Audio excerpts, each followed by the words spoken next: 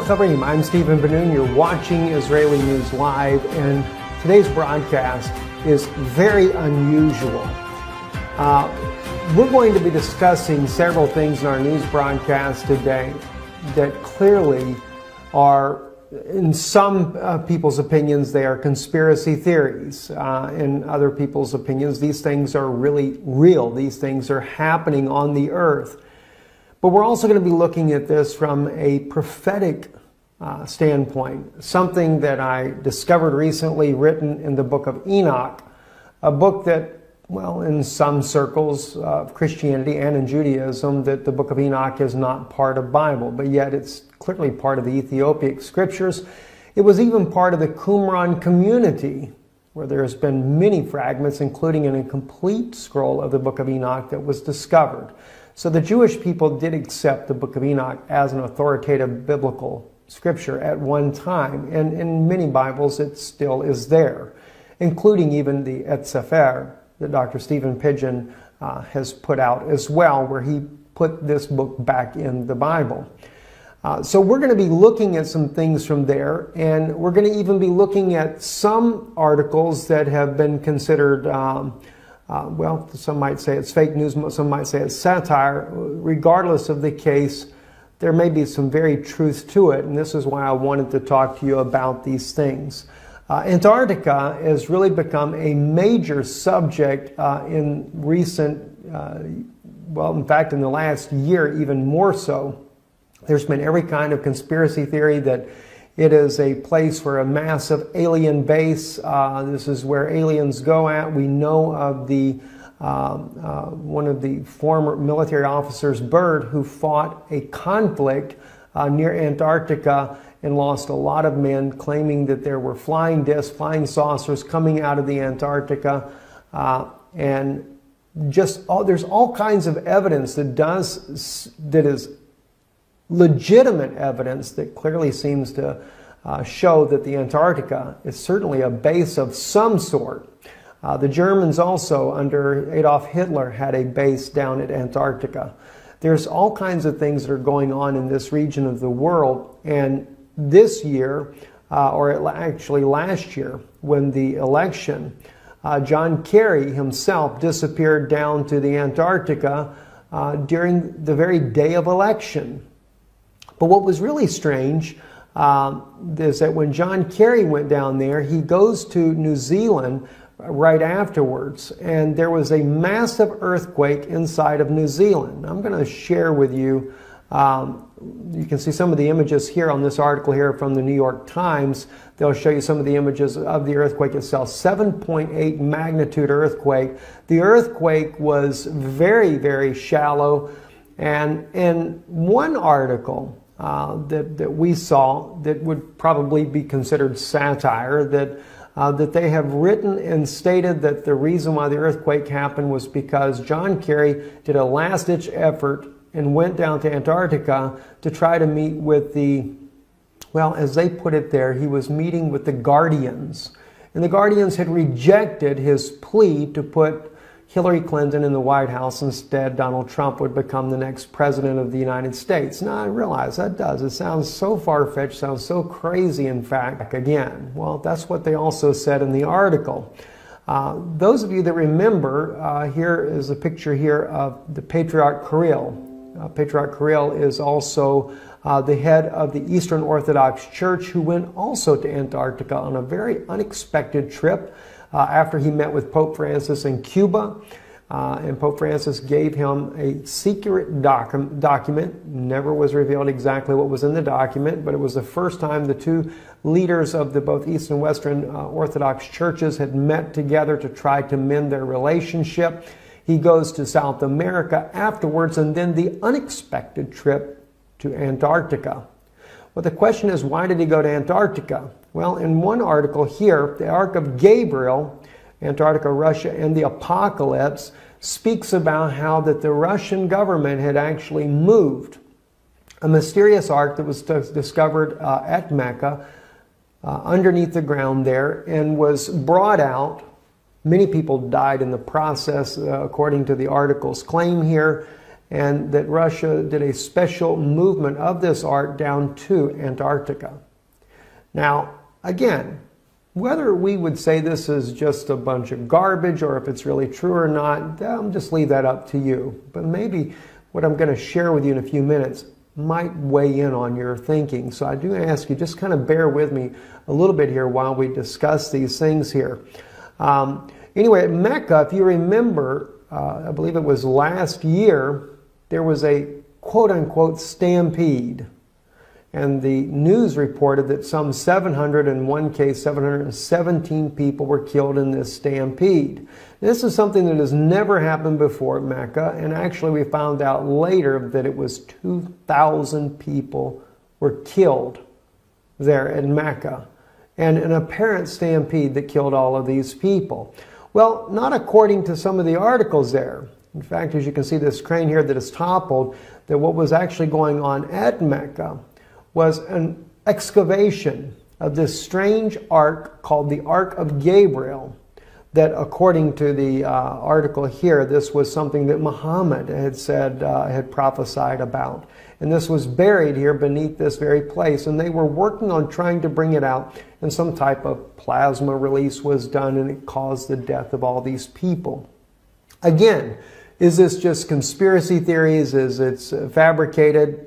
Who really knows? But one thing that is a fact, though, is there was a Russian ship, a scientific ship, headed to Antarctica, and that ship did stop at the port there in Saudi Arabia, supposedly to take on supplies. Well, as you know, Saudi Arabia is not necessarily the greatest friend of Russia, but they did it anyway, right? So then, after that, the ship goes to South Africa and then on to Antarctica. So they did stop and pick something up in Saudi Arabia. So maybe the article has got some truth in it after all. And then right after this ship goes to Antarctica, this is when Kirill suddenly goes down there to visit the one and only Eastern Orthodox Church at the Antarctica. So just too many strange things are happening. And a lot of people just write it off as conspiracy theories, you know, these things about aliens and you know, all this stuff going on in Antarctica. This is just a bunch of nonsense to begin with. Well, you know, I always I looked at these things and I think, wow, that's pretty interesting. I will tell you though, this article here that you're seeing now in English, this article did appear in the mainstream Russian media as well. We did a report on this back months ago, and I was trying to find the actual report I did on it. Could not find it to save my life there. But I wanted to share that with you, and if you look back, maybe you can find it yourself.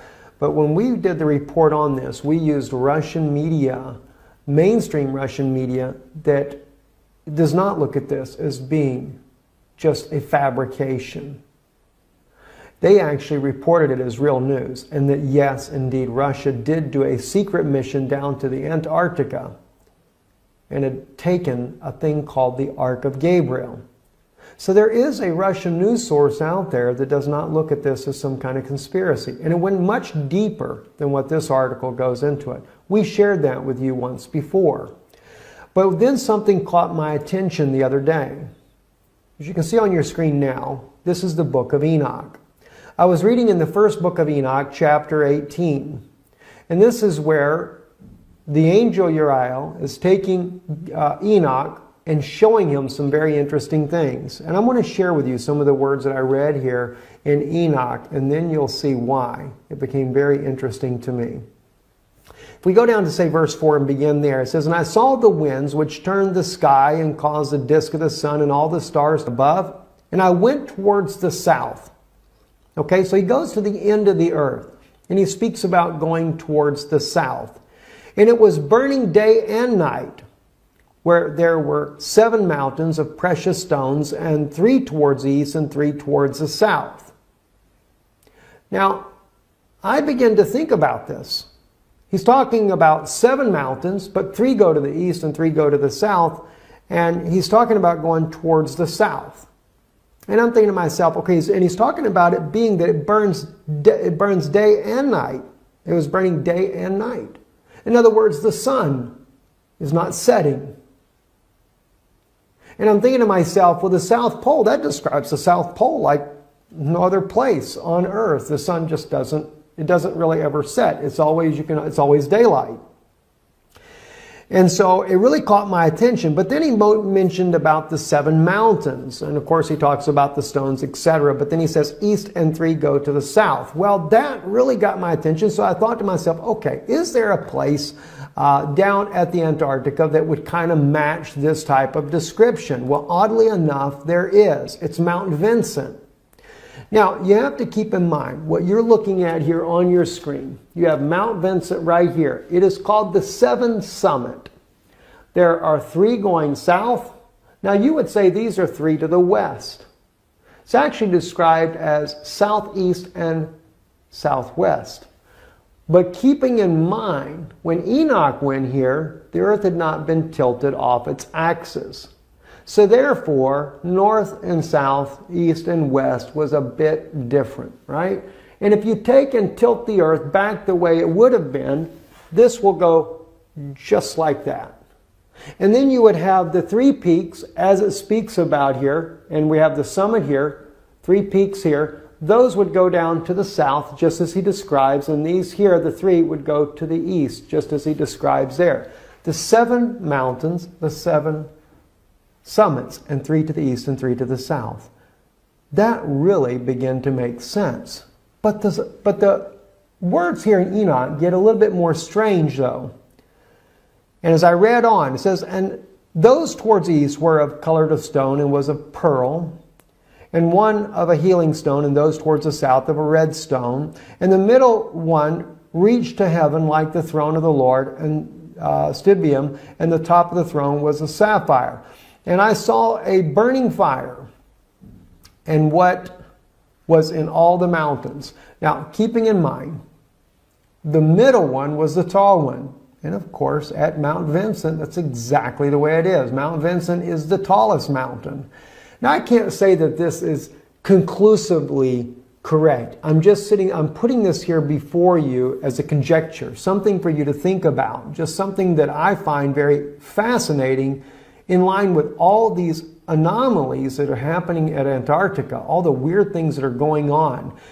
John Kerry, I mean, gosh, he did more than 1 visit down to the Antarctica here. Why? What's going on? Now, when I first looked at this, I'm thinking Planet X. They're going down there because they can see Planet X coming. All right? And maybe that has something to do with it as well. But what about some other things? I'm going to share with you some very serious things also that are going on down there that have been claimed by former military officers. Okay, so just hold on for a second here. It says, and I saw a place there beyond the great earth. There the waters gathered together, and I saw a deep chasm of the earth with pillars of heavenly fire, and saw among them fiery pillars of heaven, which were falling as regards both height and depth. They were immeasurable. And beyond this chasm, I saw a place, and it had neither the sky above it, nor the foundation of earth below it, and there was no water on it, and no birds, but it was a desert place. Now, I'm sure now when you read this part here, well, that throws that out. Must have been out in Saudi Arabia somewhere. Very interesting. All right, let's go actually to the 7summits.com website. And this is about Antarctica, and it's about Mount Vincent, and it talks about it being the tallest mountain, etc. Let me read to you the Antarctica facts, though. Besides the mountain summit, if you go down here to say about right up under the blue right here on your screen, the snowfall in Antarctica is so minimal that the continent has been called the world's coldest desert. The interior receives less than 3 centimeters, in other words, less than 1 inch of precipitation a year, making it the driest continent on Earth. The Antarctic dry valleys in Victoria Land are among the driest places on Earth. Some scientists believe that no rain has fallen there for 2 million years. Astronauts have visited the dry valleys because of their similarity to lunar landscapes. Isn't that interesting? They call it the coldest desert on Earth. Well, maybe Enoch has got something when he said it was a desert. All right? As he called it, there was no water on it and no birds, but it was a desert place. Well, there are no birds. There are no penguins when you get that deep into Antarctica. There's just no life at all. And a terrible thing I saw there, 7 stars like the great burning mountains, and like a spirit questioning me, the angel said, "This is the place of the end of heaven and earth. This is the prison for the stars of heaven and the host of heaven, and the stars which roll over the fire. These are the ones which transgress the commandment of the Lord from the beginning of their rising, because they did not come out at their proper times. And he was angry with them and bound them until the time of consummation of their sin in the year of mystery." And I, Uriel, we go into chapter 19 here, real quick here, just the first verse, said to me, "The spirits of the angels who were promiscuous with women will stand here, and they, assuming many forms, made men unclean, and will lead men astray so that they sacrifice to demons as gods." Now, if you notice, that is a continuation. They're not dead. They're still there. And they do what? They will lead men astray so that they sacrifice to demons as gods. Wasn't that interesting? CERN not long ago, where they sacrificed a young woman. Oh, they claimed it wasn't real, but found out later, according to Russian media, it was real. Russian media even was able to determine which woman it was that had been kidnapped. That was by not just so much the media, it was actually Russian intelligence officers that determined this information, but it was in Russian news, and we shared that with you here on Israeli News Live. So they sacrifice to demons as gods. They will stand there until the great day of judgment, on which they will be judged, so that an end will be made of them. But they still have very much access to men on this earth, and they are leading them astray, and they can they assuming many forms. That's pretty wild. I mean, I've never seen anything like this in my life. And the point is that I make here, when we look in chapter 18, it appears to be, and it could be completely somewhere else different on the earth. All right, I'm just saying this as a conjecture to you to consider this. But it appears to be that Antarctica is that region that he's speaking of. For one, it has to be a place that's burning day and night. That sun is where they can see day and night. It seems to really match up, and that's what's really, really fascinating, in my opinion, there. And again, just like the mountains, if you were to take into consideration the antediluvian destruction that tilted the earth off its axis and put the earth back right on its axis, and then look at the peaks here on the map in behind you here, then you would actually have, just as it describes there in Enoch, 3 to the south and 3 to the east. Three peaks on a 7-summit mountain range, and of course the middle one being the tallest.